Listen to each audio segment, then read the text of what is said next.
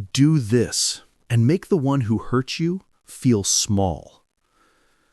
What if I told you the most devastating response to someone who hurts you isn't revenge, isn't anger, isn't even confrontation, but silence? Think about it. They expect chaos. They want your rage. They want to feel important by knowing they've shaken you. But what if you simply moved on? With calm, with dignity, with zero explanation. That quiet indifference is what crushes them. Epictetus once said, "It's not what happens to you, but how you react to it that matters." The person who tried to break you expected fire and fury, but imagine the shock when all they're met with is a wall of composure. Let me tell you about the moment this clicked for me. A few years ago, a colleague blindsided me in a meeting. In front of my boss and team, he laughed at my idea, rolled his eyes and said, "That'll never work." My chest tightened. My face burned. The old me would have snapped back, maybe even embarrassed myself more, but instead, I did something different. I stayed quiet. I looked him dead in the eye for 3 long seconds, no reaction, then calmly finished my point. And you know what? The room shifted. The laughter stopped. And the same colleague who mocked me was asking for my notes later that week. That's when it hit me. Real power doesn't come from striking back. Real power comes from refusing to play their game at all. And in this first part of our journey together, we're going to break down why indifference, not revenge, is the most devastating response to anyone who disrespects or hurts you. I'll show you how Stoic wisdom turns silence into a weapon, how absence can scream louder than confrontation, and why your peace is the punishment they never see coming. Stay with me, because by the end of this, you'll understand how to flip the script and reclaim your power. Indifference destroys more than 1,000 words. Let's be honest. Most people think ignoring someone is passive, weak, even cowardly. But here's the twist. It's the exact opposite. When someone lashes out at you, they're fishing for a reaction. They want anger. They want you to cry, shout, or spiral. Every ounce of energy you give them confirms they still have a grip on you. But when you choose silence, when you decide you are not worthy of my energy, that's when the tables turn. Suddenly, they're left staring at their own failure. Your indifference becomes a mirror, showing them just how powerless their attempt really was. Ask yourself this: who has more control? The person who lashes out, or the one who remains calm? Most people get this wrong. They think not reacting means you lost. But here's the reality. Silence is not surrender. Silence is strategy. Try this the next time someone throws a jab your way. Don't defend, don't explain, just pause. 3 seconds of calm breathing, no expression, steady eye contact if you can, and then move on as if nothing happened. You'll be shocked how unsettling it is for the other person. The hidden desire behind every attack. Here's what most people don't realize. The person who disrespected you isn't just trying to hurt you. They're trying to feel important. Every insult, every eye roll, every backhanded comment, it's all fueled by a craving. Notice me. Acknowledge me. Prove that I mattered enough to hurt you. And when you deny them that satisfaction, that's the real punishment. Marcus Aurelius wrote, "The best revenge is to be unlike your enemy." Translation? The comeback isn't words. It's refusing to validate their attempt in the first place. Imagine this. You're at a family dinner, and your cousin makes another snide remark about your job.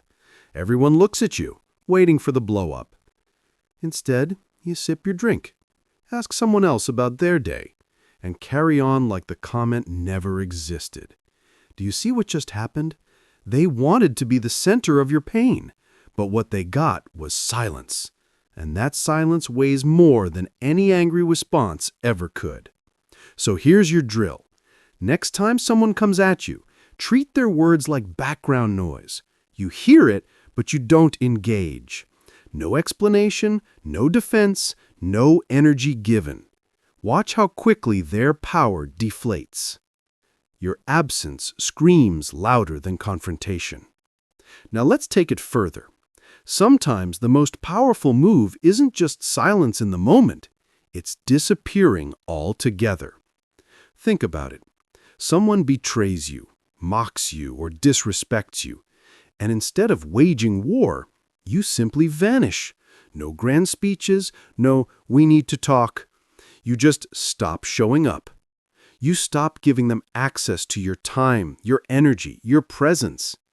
That void is torture, because confrontation they can handle, arguments they can fight, but silence leaves them alone with their own mistake, and that's unbearable.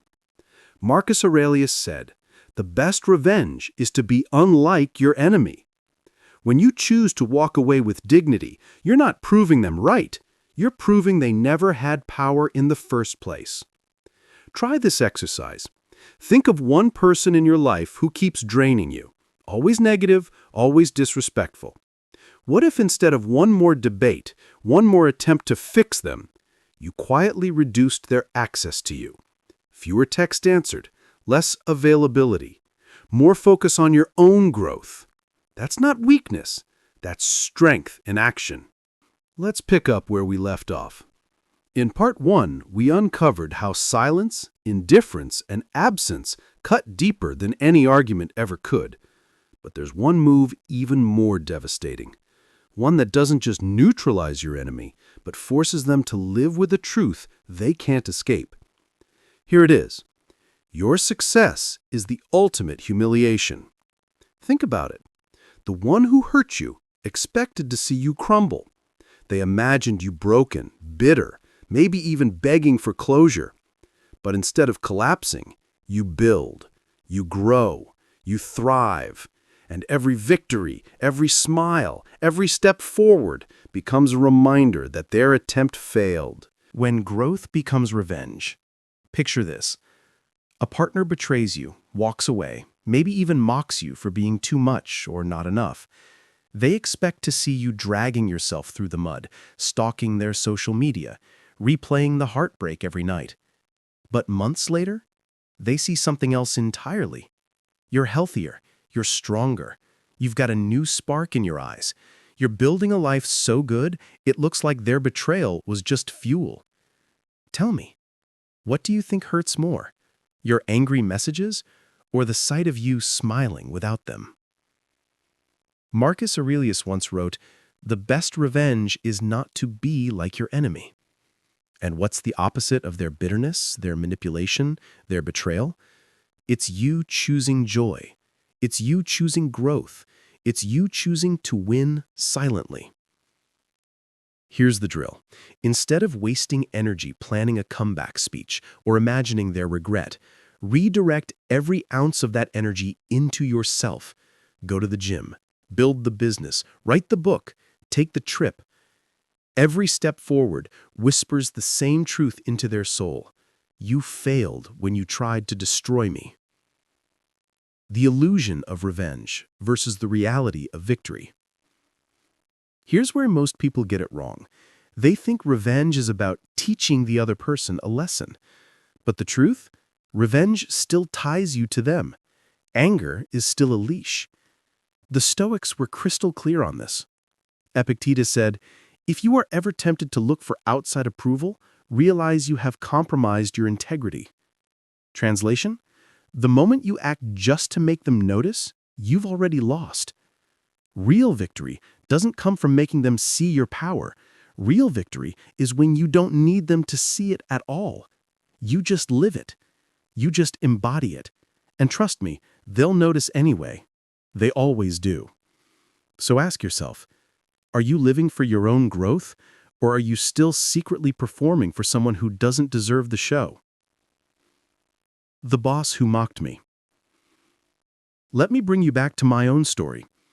Remember the colleague who cut me down in that meeting? For months, he kept trying little digs, sarcasm, interruptions, jokes at my expense. The old me would have burned out trying to clap back every time. But I stayed quiet, stayed focused, and kept building. 2 quarters later, my project became the highest performing in the division.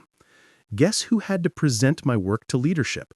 The same guy who mocked me. And in that moment, I didn't need to say a word. My results spoke for me. His silence said the rest. That's the beauty of Stoic power. You don't win by arguing louder. You win by becoming undeniable. Why success hits harder than silence alone? Silence stings in the moment, but success stings forever. Why? Because silence can be ignored, but your results, your happiness, your peace, they're living proof that the one who hurt you never had the power they thought they did. Imagine the ex who sees you laughing at dinner with friends while they're still recycling old bitterness. Imagine the coworker who mocked you now sitting through your promotion speech. Imagine the so-called friend who tried to dim your light only to watch it shine brighter without them. There is no punishment harsher for the ego than having to witness the happiness of the one it tried to destroy. And here's the kicker. You don't even need to flaunt it. You don't need to post it. You don't need to send updates. Just live it. Their own imagination will fill in the blanks. And trust me, it's always worse in their head than in reality. Turning the energy back on yourself. But here's the challenge. When you've been hurt, your first instinct is to prove them wrong, to show them, to make them regret it. That's normal, but it's also a trap. Seneca once said, "He who seeks revenge keeps his own wounds open." Think about that. Every time you plot their regret, you're still giving them space in your head. You're keeping the wound alive. So flip the script. Instead of proving them wrong, prove yourself right. Instead of showing them your worth, live your worth so fully that you no longer care if they see it. Here's your action plan. Write down 3 goals you've been putting off because of stress, bitterness, or distraction. Circle one that excites you the most. Dedicate the energy you've been wasting on replaying old pain to that one goal for the next 30 days. At the end of the month, ask yourself, do I feel stronger, freer, more alive? If the answer is yes, you've already won. The quiet burn of regret. Here's the part they don't tell you. At first, the one who hurt you might laugh. They might think your silence means defeat. But time is relentless. Days turn to weeks, weeks to months. And while you're growing, they're stuck. While you're moving forward, they're replaying the past. And slowly, regret creeps in. Doubt, guilt, the realization that what they dismissed, mocked, or betrayed was actually the one thing they'll never get back. Marcus Aurelius put it this way, "Time is like a river. If you wait long enough, you will see the body of your enemy float by." Translation, you don't have to do anything. Time itself collects the debt. So here's the reflection. Don't chase revenge. Don't chase recognition. Chase growth. Because every step forward, every ounce of progress, every moment of peace you build for yourself is a silent reminder to anyone who tried to break you. You never mattered as much as you thought you did. If this idea landed with you, let me know in the comments. Do you believe success is the ultimate form of revenge? Or is it something even higher than that? And before we wrap up, make sure you subscribe, Because in the next part, we'll dive into one of the most dangerous weapons you can wield without even lifting a finger: contempt. I'll show you why anger still gives them power, but contempt takes it all away. Stay tuned, because that lesson alone might be the turning point in how you handle disrespect forever. We've seen how silence unsettles. We've seen how success humiliates. But there's another level, one most people never reach. It's colder than silence, sharper than absence, and harder to defend against than any outburst. It's called contempt. Now, don't confuse contempt with hate. Hate is loud. Hate is emotional. Hate keeps you tied to the very person you want to forget. But contempt is quiet. It's invisible. It's treating the one who tried to hurt you as if they never existed in the first place. And here's the truth. Nothing corrodes the ego of a manipulator more than realizing they aren't even worth your hate. Anger still connects you. Most people think anger is strength. I'll show them, I'll fight back. But here's what most people get wrong. Anger is still a bond. Think about it. If you're raging, shouting, plotting, you're still revolving around them. You're giving them real estate in your mind. And the more you feed that fire, the less energy you have for your own growth. Epictetus captured it perfectly. Evil should not be fought with shouts, but with silence. The Stoics understood that the more attention you give to your enemy, positive or negative, the more power they have over you. So the question is, how do you cut that cord completely? Contempt as total nullification.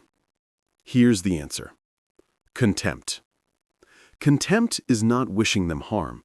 It's not even hoping for regret. It's simply nothing. It's choosing to carry on as if their existence has no impact, no weight, no relevance to your story anymore. Imagine this. A coworker tries to embarrass you in front of the team. You don't lash out. You don't gossip about them later.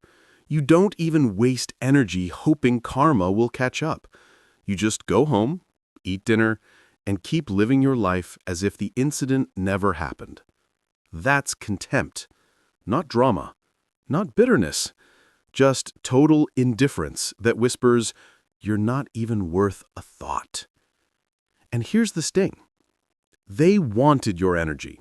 They wanted to be remembered, even as your enemy.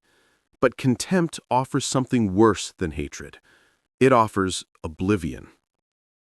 Why contempt destroys narcissists and manipulators. If you've ever dealt with a narcissist, you know this truth. They don't actually crave your love or even your respect. What they crave is relevance. They want to know they matter to you, even negatively. Your anger, your arguments, your long text messages, they're fuel. But contempt starves them. Marcus Aurelius once wrote, "The best way to avenge yourself is not to be like your enemy."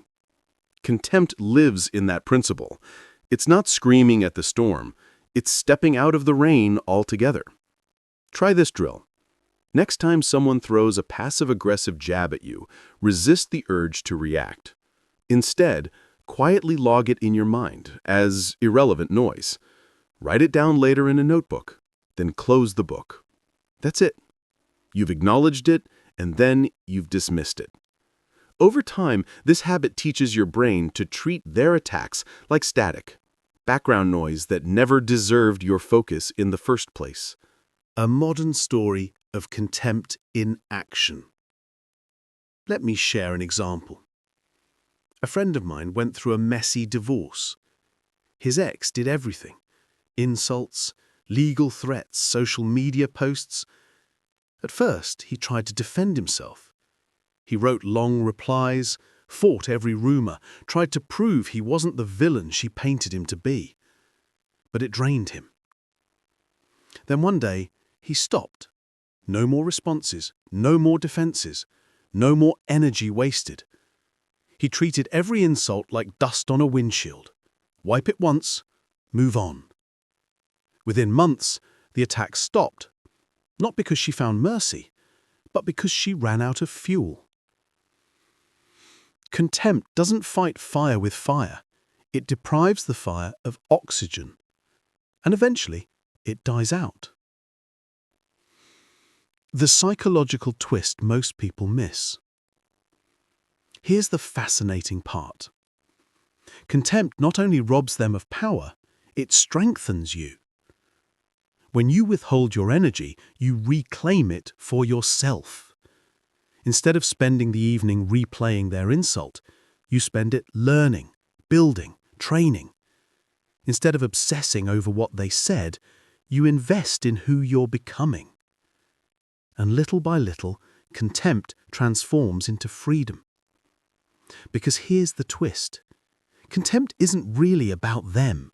It's about you declaring, "My peace is too valuable to be wasted on your chaos." Why this works? Seneca once warned, "Do not argue with fools. Their words are traps for your dignity." The Stoics didn't just say ignore insults because it was noble. They said it because it was strategic. Every time you argue with someone who thrives on conflict, you're stepping into their trap. You're playing their game. But contempt refuses the invitation. It's not running from the fight. It's standing so firm in your own world that you don't even notice the battlefield. Ask yourself, how many hours of your life have you already wasted defending yourself to someone who was never going to understand you anyway? How much longer do you want to keep playing a rigged game? How to practice contempt in daily life. Here's how you can start. 1. Audit your triggers. Notice who gets under your skin most often. Write down their names, but not their offenses. The goal is to recognize where your energy leaks. 2. Set micro-boundaries. Fewer replies, shorter conversations, delayed responses. Show yourself that you don't owe anyone instant access. And 3. Reframe the story. When they attack, don't ask, "Why me?" Instead ask, "What does this reveal about them?" That shift instantly cuts their hold on you. Do this consistently, and contempt becomes second nature. Not bitterness, not revenge, just the habit of withholding your attention to people who don't deserve it. So here's where we stand. Silence unsettles, success humiliates, and contempt annihilates. It doesn't just beat the enemy, it erases them from your mental landscape. But we're not done yet, because in the next part, we'll uncover something even more powerful, the foundation that makes contempt, silence, and success possible in the first place: self-control. Marcus Aurelius said, "You have power over your mind, not outside events. Realize this, and you will find strength." In Part 4, we'll explore how mastering your emotions puts you in a position no insult, no betrayal, no manipulation can touch. But before we get there, let me ask you, have you ever tried cutting someone off with silence and realized it bothered them more than your anger ever did? Share your story in the comments, because your experience might help someone else break free. And if you're finding value in these Stoic strategies, hit subscribe, because the next lesson on self-control may be the key to becoming truly untouchable. Stay with me, because the journey is only getting stronger from here. We've covered silence, success, and contempt, but all of those rest on a deeper foundation. Without this one thing, none of it works. And that one thing is self-control. Let me ask you, How often do you feel like someone else has the remote control to your emotions? One careless comment ruins your day. One disrespectful glance keeps you awake at night. One betrayal makes you feel like your whole identity has been shaken. That's exactly what those who try to hurt you want, to see you rattled, reactive, broken. But here's the Stoic truth. The moment you master yourself, the moment you refuse to hand over your inner calm, you've already won.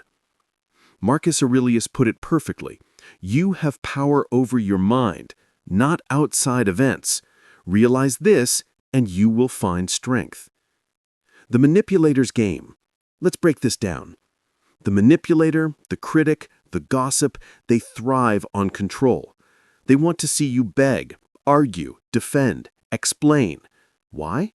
Because every reaction proves they still matter to you. Think about it. When you blow up at a rude worker, who really won that moment?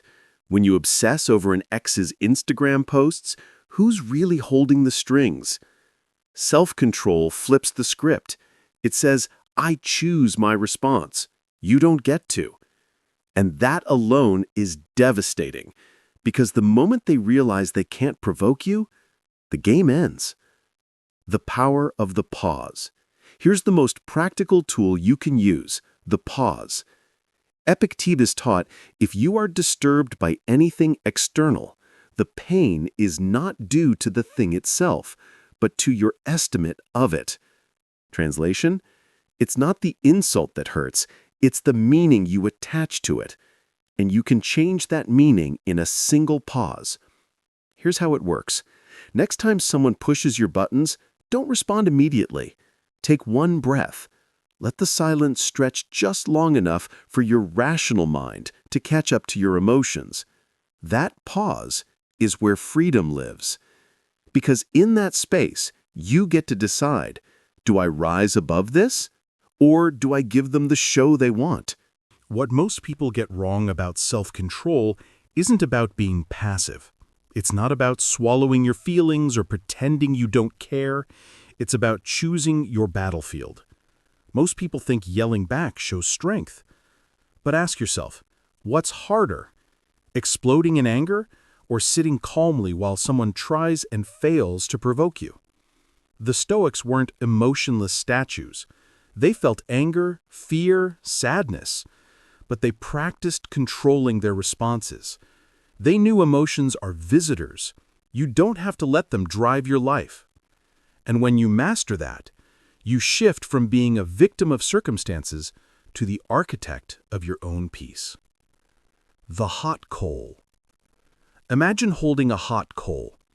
Your enemy handed it to you, and your first instinct is to throw it back. But in that instant, you're still burned. The Stoics said anger is like that coal.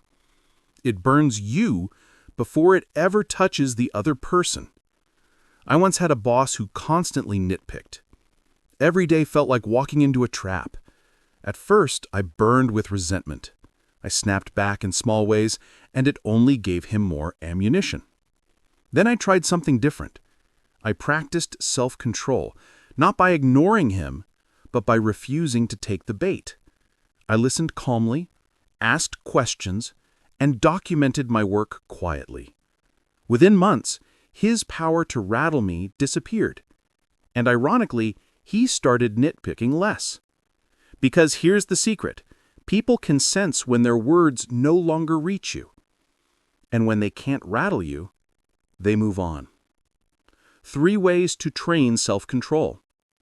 Let's get practical. If you want to build self-control like a muscle, here's how. 1. The 3-second rule. When provoked, breathe in for 3 seconds before replying. Use the time to remind yourself, their words are not my truth. 2. The observer mindset. Pretend you're watching the scene on a screen. You're not in it, you're observing it. What would you advise the character that represents you? 3. End the script. When someone tries to provoke you, they expect a certain script. They jab, you react. Break the script by responding calmly or not at all.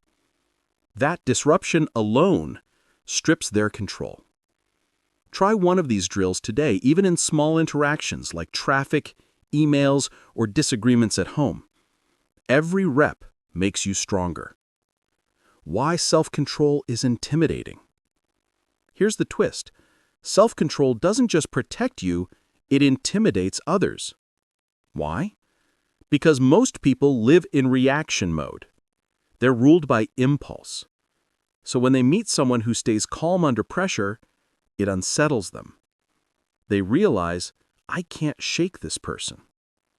And that realization is power. Not the power of domination, but the power of freedom. Seneca said, "No man is free who is not master of himself." When you practice self-control, you stop being a puppet. You stop being dragged around by every insult, every crisis, every betrayal. Instead, you become steady, grounded, unshakable. The athlete who stayed calm. Think about elite athletes. The best ones aren't the loudest, the angriest, or the most emotional. They're calm under pressure. When the crowd is screaming, when the game is on the line, they breathe. They center themselves. And while everyone else is crumbling under stress, they execute. That's self-control, and that's why they win. Now apply that to your life. When coworkers panic, when family members argue, when insults fly, you stay calm. Who looks stronger in that moment? So here's the truth. Self-control is the highest form of power. Not because it crushes your enemy, but because it frees you. It puts the remote control back in your hands. Ask yourself, what would my life look like if nothing outside of me could shake my calm? If every insult, every crisis, every betrayal stopped at the edge of my mind and never got inside? That's the life Stoicism points us toward. And here's the teaser. In the next part, we're going to explore one of the most painful but powerful moves you can make: walking away without explanation. It's silence turned into strategy, and it leaves the one who hurt you trapped in their own regret. But before we get there, let me ask you, have you ever experienced a moment where staying calm completely shifted the outcome of a conflict? Share your story in the comments, because your example might be the reminder someone else needs today. And if this resonated, consider subscribing, because the next lesson about disappearing without a word may just be the Stoic skill that sets you free once and for all. Stay tuned. The journey is only building from here. Up until now, we've explored silence, success, contempt, and self-control. Each one strips power away from the person who tried to hurt you. But there's one more move, perhaps the coldest, cleanest strike you can deliver without ever lifting a hand. And that is this: walking away without explanation. Why does this cut so deep? Because as long as you're still arguing, still defending, still demanding answers, you're giving them a role in your story. But when you disappear, calmly, quietly, without a single goodbye, you take every ounce of control away. Why absence hurts more than words. Let's be honest, most people expect conflict. If they betray you, they expect screaming, texts, closure talks, maybe even revenge. They've prepared themselves for a battle, but what they can't prepare for is nothing. Absence creates a void, and in that void, they're left with the one enemy they can't defeat: their own conscience. Seneca once said, "Do not argue with fools. Their words are traps for your dignity." When you walk away without explanation, you refuse to step into that trap. You're saying, my time, my energy, my dignity are worth more than this endless cycle. The mental prison of no goodbye. Here's the twist. If you fight, they can defend themselves. If you explain, they can twist your words. If you seek closure, they can withhold it. But if you simply vanish, no justifications, no farewells, you force them into a mental prison. They replay every moment searching for answers. They wonder, why did he stop calling? Why did she never explain? Did I matter at all? And here's the most powerful part. Their mind becomes the jailer. Time doesn't ease that question. It magnifies it. What began as annoyance turns into doubt. Doubt becomes guilt. Guilt becomes regret. Marcus Aurelius captured this reality. Time is like a river. If you wait long enough, you will see the body of your enemy float by. You don't have to plot revenge. Time does the work for you. The silent goodbye. Let me share a story. A close friend of mine had a relationship where he gave everything, time, loyalty, forgiveness, but his partner disrespected him again and again. Finally, instead of one last fight, one last plea, he packed his bags while she was at work, left the keys on the table, and walked out. No note, no text, nothing. At first, she bragged about being free. Weeks later, the silence started to echo. Months later, regret set in. To this day, she still messages him asking for explanations, and to this day, he's never replied. That silence didn't just protect him, it became the loudest statement he ever made. What most people get wrong about leaving. Here's the mistake most people make. They think leaving requires a big speech. They want the last word. They want to win the argument before walking away. But here's the truth. The last word is worthless if you still stick around to deliver it. The real victory isn't in proving your point. It's in refusing to keep playing the game. Walking away without explanation is saying, you don't even deserve my words. And that's a message louder than any speech. Practical steps to disappear with dignity. So how do you actually practice this? Here are 3 steps. 1. Decide in silence. Don't announce that you're leaving. Don't threaten it. Decide quietly within yourself. 2. Exit cleanly. Remove yourself without chaos. No dramatic posts. No late-night texts. Just fewer calls, less presence, and eventually none. 3. Focus forward. When the urge to explain creeps in, remind yourself, explanations feed their ego. Your silence feeds your peace. Try this in a small way first. Reduce access to one person who drains you. Watch how the balance shifts, not just for them, but for you. Quitting without a speech. This isn't just about relationships. Think about toxic workplaces. I once knew a man who worked under a belittling manager. Everyone expected him to explode one day, to unleash all his resentment. But instead, he prepared quietly. He built his exit strategy. And when the day came, he handed in his resignation letter, just one line, nothing dramatic, and walked out. That absence, that refusal to give the manager one more ounce of drama, spoke volumes. The office buzzed for weeks, and the manager? He lost his favorite target overnight. Sometimes the most powerful word is none at all. The ripple effect of absence. Here's the secret most people overlook. Your absence doesn't just impact the one who hurt you, it reshapes your entire environment.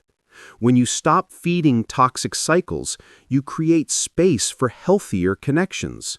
When you stop explaining yourself to those who never listened, you start speaking to those who do. When you stop showing up for those who drained you, you start showing up for yourself. Your absence isn't just torture for them, it's freedom for you. Why this works. The Stoics believed life is short and energy is sacred. Marcus Aurelius wrote, "You could leave life right now. Let that determine what you do and say and think." So ask yourself, if time is precious, why waste another second explaining yourself to people who never cared to understand? Why spend another night defending your worth to someone who already decided not to see it? Walking away without explanation isn't cruelty, it's clarity. It's a declaration that your peace matters more than their approval. So here's the reflection. When you disappear without explanation, you don't just protect your dignity, you hand them over to their own regret. What they thought was victory becomes a sentence they serve alone. Now let me ask you, have you ever walked away from someone without giving closure and later realized that silence was the closure they deserved? Share it in the comments because someone watching this might need that reminder. And if this lesson resonated, hit subscribe, because in the next part, we'll reveal how time itself becomes your ally. We'll explore how regret grows, how silence compounds, and how patience turns your absence into a punishment more powerful than anything you could plan. Stay with me, because part 6 will show you why time, not revenge, is the most relentless weapon. We've talked about silence, success, contempt, self-control, and absence. Each one disarms the person who tried to hurt you. But there's a force greater than all of these combined. Something you don't have to control, don't have to force, don't even have to think about. That force is time. Because here's the truth. Time always collects its debt. And when you've walked away with dignity, when you've stayed silent, when you've chosen growth instead of revenge, time itself becomes your ally. Time as the silent judge. At first, your silence may look like weakness. They might even laugh about it. They may think, "I won. He didn't fight back. She didn't respond." But give it weeks. Give it months. Watch what happens when you never return, never explain, never mention their name. Slowly, their victory begins to rot. Doubt creeps in. Regret grows. And the weight of time presses heavier with every passing day. Marcus Aurelius captured this beautifully. Time is like a river.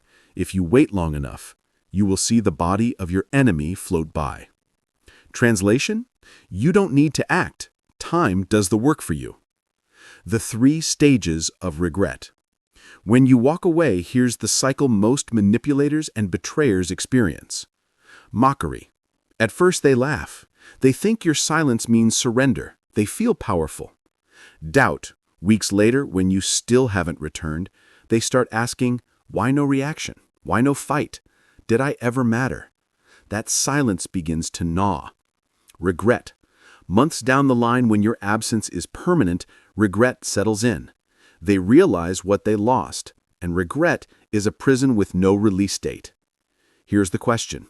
Do you want to carry that burden of teaching them a lesson, or let time carry it for you? The long silence. Let me share a real example. A man I know was betrayed by his closest friend, stabbed in the back during a business deal, humiliated publicly. Everyone expected fireworks, but he stayed calm. He walked away without explanation. At first, the friend mocked him. He bragged about his victory. But time has a way of exposing everything. Within a year, the friend's reputation collapsed. People realized who he really was. And the man who walked away, he had built a new business stronger than before. When they crossed paths years later, the betrayer couldn't look him in the eye. That's the weight of time, the slow, crushing reminder that what you thought was victory was really your own undoing. What most people get wrong about time. Most people don't have the patience. They want justice now. They want to see instant regret. But here's what most people get wrong. Regret doesn't work on your schedule. It works on time's schedule. And here's the beauty. You don't have to monitor it. You don't have to check their social media, ask mutual friends, or track their downfall. Your only job is to live your life. Time takes care of the rest.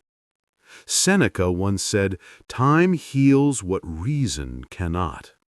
He meant that time changes perspective in ways arguments never could. For the one who hurt you, that perspective often comes too late. Why regret is more painful than revenge? Revenge burns hot and fast. It feels good for a moment, but it fades. Regret, though, burns cold, and it never really goes away. Think about your own life. Haven't you felt that sinking weight of regret, something you can't undo, something you can't fix? That's what your absence plants in the mind of the one who hurt you. And unlike revenge, you don't have to stain your dignity to deliver it. Time handles it naturally. Partnering with time. So how do you let time work for you? Here are 3 principles. 1. Stay silent. Every time you're tempted to send a message, remind yourself silence is time's weapon. Don't rob time of its power by breaking it. 2. Live fully. Don't waste your energy watching their downfall. Pour it into your growth, your health, your goals, your peace. That's how time compounds its effect. And 3. Trust the process. Remember, the longer the silence, the heavier the regret. Don't rush it, don't force it, just live. The combination of your absence and time's persistence is more powerful than any revenge plan you could dream up. The athlete's discipline. Think about professional athletes who get booed by fans. In the moment, the insults are loud. But over time, what silences critics? Wins, championships, longevity. The same principle applies in your life. Time has a way of separating the noise from the truth. The ones who mocked you today will have no choice but to face your results tomorrow. The Stoic depth of patience. The Stoics weren't just philosophers, they were realists. They knew that life often requires patience, not force. Marcus Aurelius reminded himself daily, "If it is not right, do not do it. If it is not true, do not say it." That's patience in action. It's choosing restraint, choosing to let time reveal what anger cannot. When you trust time, you're not avoiding the fight, you're choosing a battlefield where you cannot lose. Because time never loses. So here's the reflection. Time is your ally. Revenge fades, anger ties you down, but time quietly collects the debt. You don't have to plan it, you don't have to watch it, you don't even have to care. All you have to do is live fully, grow steadily, and let the river flow. Because in the end, time always delivers the justice words never could. Now let me ask you, do you believe time really brings justice, or do you think it's on us to create it? Share your thoughts in the comments. I'd love to hear how you see it. And before we move on, make sure you hit subscribe, because in the next part, we're going to tie all of this together with the Stoic concept of the dichotomy of control. We'll explore how focusing only on what you control, not their regret, not their downfall, becomes the ultimate freedom. Stay tuned, because Part 7 might be the most practical Stoic lesson yet. We've walked through silence, success, contempt, self-control, absence, and the slow power of time. But all of these flow from one central Stoic principle, the foundation of everything we've been learning. The Stoics called it the dichotomy of control. And here's the truth.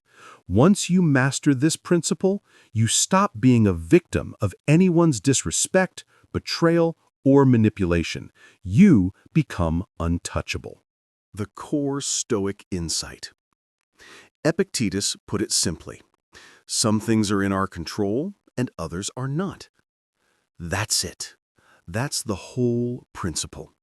And yet, if you really live it, not just know it, you change everything. You don't control whether someone betrays you. You don't control whether your boss mocks you. You don't control whether your ex regrets losing you. But you do control your response. You do control your standards. You do control the story you tell yourself about what happened. And the person who hurt you, they lose their grip the moment you stop trying to control the uncontrollable. The battlefield of control. Imagine life as a battlefield. On one side, the things you can control, your thoughts, your choices, your actions. On the other side, the things you can't control, other people's behavior, their words, their judgments. Most people lose because they fight on the wrong battlefield. They waste their energy trying to force apologies, trying to make someone regret, trying to rewrite the past. And every ounce of energy spent there is lost forever. But the Stoic wins because he fights only on his battlefield.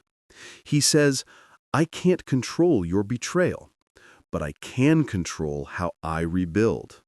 I can't control your disrespect, but I can control my dignity. And that's why the Stoic always leaves stronger. The meeting that changed everything. I'll never forget a story from a mentor of mine. He was presenting a project to senior leadership. Halfway through, his own manager cut him off and said, "This is going nowhere. Let's move on." Right there in front of everyone. Most people would have argued, tried to defend themselves, maybe even stormed out. But my mentor just nodded, closed his laptop, and sat silently. He knew he couldn't control his boss's words, but he could control his response. 2 weeks later, that same project was greenlit by leadership. They had reviewed it quietly, without the manager's interference. And when it succeeded, it was clear who had real control and who had just been making noise. That's the dichotomy of control in action. What most people get wrong. Here's the trap.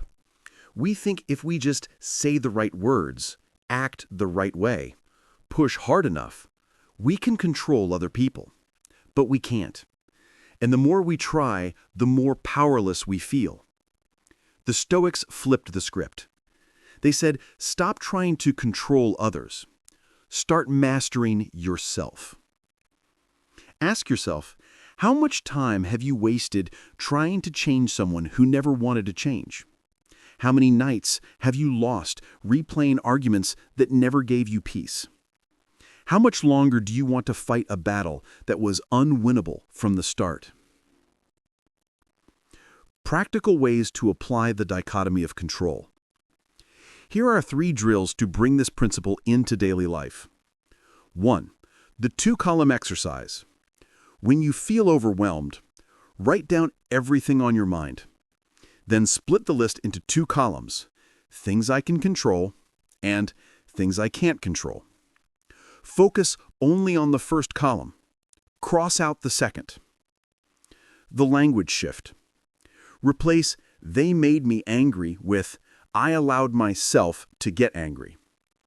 This subtle shift reminds you that your reactions are yours to own. The daily reminder. Each morning, ask, what's in my control today?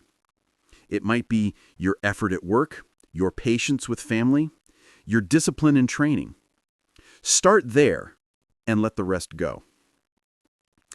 The freedom of letting go.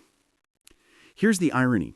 When you stop trying to control people, you actually gain more influence, because people can sense when you're grounded, when you're not desperate for their validation, when you don't need their approval. That calm confidence draws respect naturally. Seneca said, "We suffer more often in imagination than in reality." And most of that suffering comes from obsessing over things outside our control. The freedom comes when you say, "That's not mine to carry." Social media drama. Think about social media. Someone leaves a nasty comment. Your instinct, clap back. Prove them wrong. But you can't control trolls. You can only control whether you hand them your peace. The Stoic move? Don't engage. Delete if you want. Block if you need. But most importantly, don't give them the reaction they crave. Because their words only matter if you decide they matter. Why the dichotomy of control is the shield against hurt. Here's why this principle is so powerful. It means no one can actually hurt you without your consent. They can insult you, but you choose whether to believe it. They can betray you, but you choose whether to stay stuck in the story. They can walk away, but you choose whether to let their absence define you. The dichotomy of control is the shield that makes you untouchable. Not because life stops hurting, but because hurt no longer rules you. So here's the reflection. You can't control what they did. You can't control whether they regret it, but you can control your mind, your actions, your standards. And once you lock into that truth, no betrayal, no insult, no manipulation can break you. Now, let me ask you, what's one thing in your life right now that you've been trying to control, but deep down you know you can't? Write it in the comments, because naming it is the first step to letting it go. And if this lesson hit home, subscribe, because in the next part, we're going to take everything we've learned so far and apply it to one of the most difficult but necessary skills of all: forgiveness. Not for them, but for you. Stay tuned, because Part 8 will show you how letting go of bitterness isn't weakness, but the ultimate form of strength. We've built a shield of silence, success, contempt, self-control, absence, patience, and the dichotomy of control. But there's one more step if you truly want to live untouchable. It's not easy. In fact, it may feel like the hardest step of all. That step is forgiveness. And let me be clear, forgiveness is not about excusing what they did. It's not about inviting them back into your life. It's not about pretending the hurt never happened. Forgiveness is about freedom, your freedom. It's about letting go of the bitterness that chains you to someone who doesn't deserve another second of your energy. The chains of bitterness. Let's be honest, betrayal cuts deep. Disrespect lingers. When someone hurts you, the natural instinct is to hold on to anger, to nurse the wound, to keep replaying the moment as if your pain can punish them. But who really suffers when you do that? Seneca put it sharply. Anger, if not restrained, is frequently more hurtful to us than the injury that provokes it. Think about it. The betrayal already happened. The insult already landed. That's done. But every time you replay it, every time you hold on to the anger, you re-injure yourself. Forgiveness isn't for them. It's the key that unlocks your chains. Forgiveness as power, not permission. Most people misunderstand forgiveness. They think it's weakness. They think it means saying, what you did was okay. But here's the truth. Stoic forgiveness doesn't let them off the hook. It lets you off the hook. Epictetus said, when someone is properly grounded in life, they shouldn't have to look outside themselves for approval.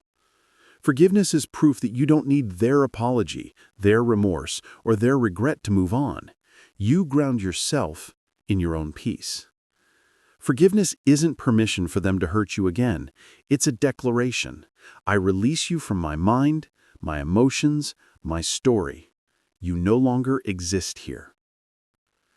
the father who let go. I once heard the story of a man whose father abandoned him as a child. For years, he carried that bitterness like armor. It fueled him, but it also poisoned him. He couldn't trust, couldn't relax, couldn't fully love. One day, during a quiet meditation, he realized his father wasn't suffering from his bitterness. He was. His father lived his life oblivious. The only person burning was the son who kept clutching the hot coal. So he forgave. Not by calling, not by reconciling, but by releasing. He whispered to himself, "You don't get to own my peace anymore." And in that moment, decades of weight lifted. That's what forgiveness does. It frees you. What most people get wrong about forgiveness. Here's what most people get wrong. They think forgiveness means reconciliation. But forgiveness doesn't always mean keeping someone in your life.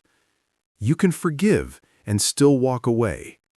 You can forgive and still block their number.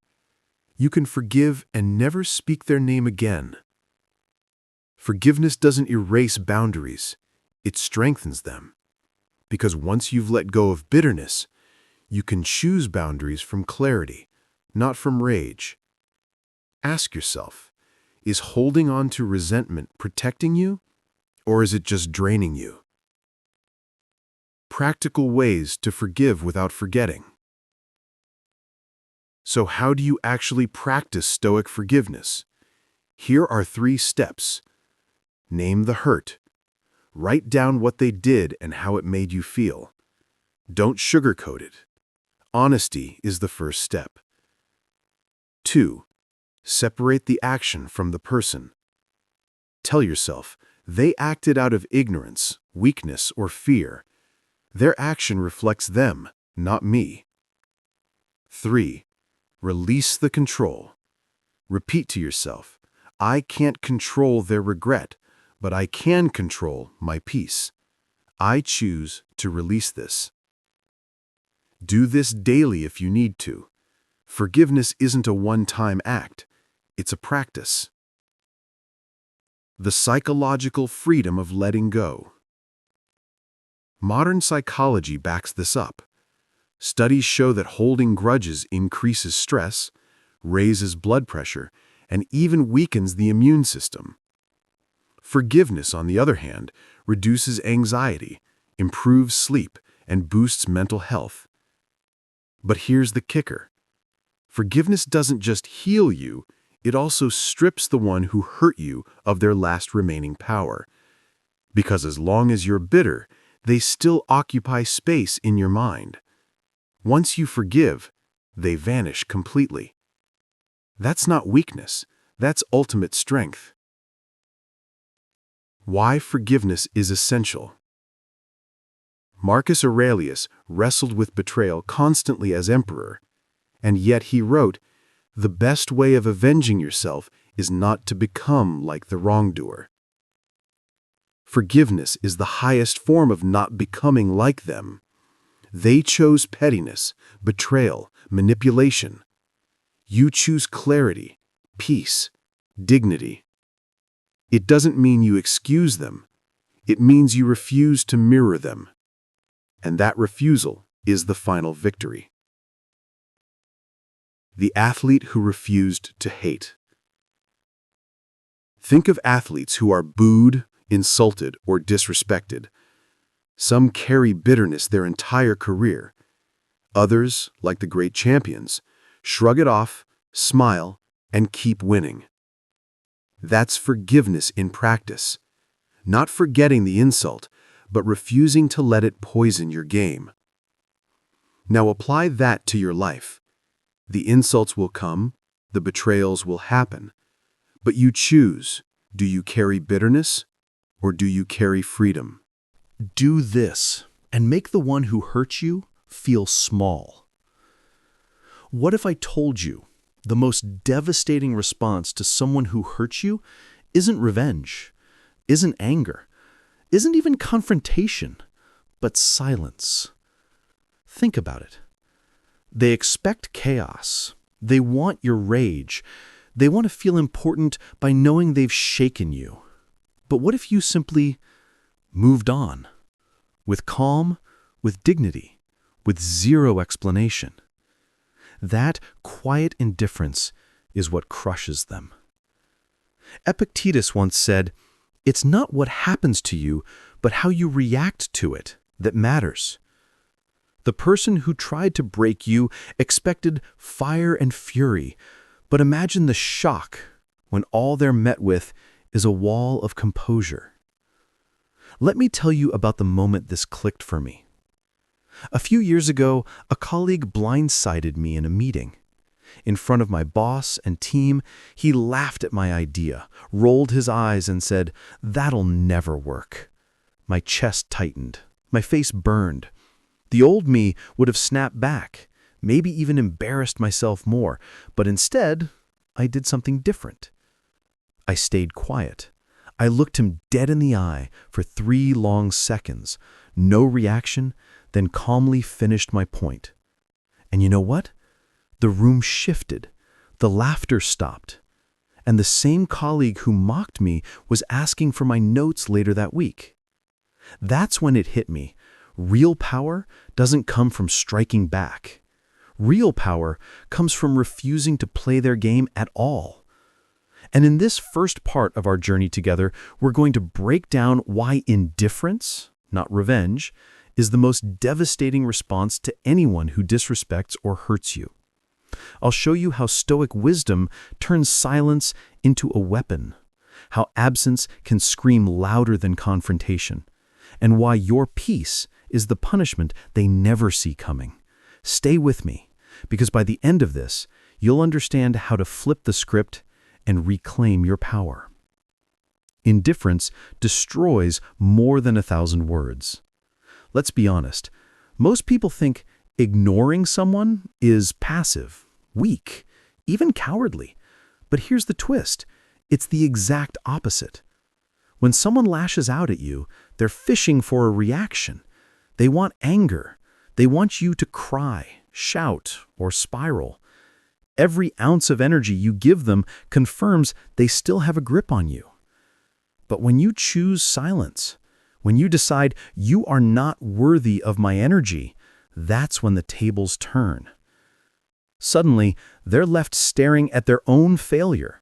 Your indifference becomes a mirror, showing them just how powerless their attempt really was.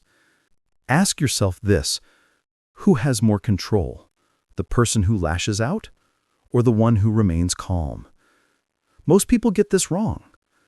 They think not reacting means you lost. But here's the reality. Silence is not surrender. Silence is strategy.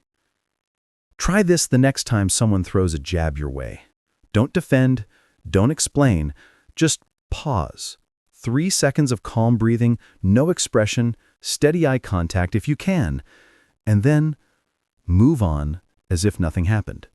You'll be shocked how unsettling it is for the other person. The quiet professional.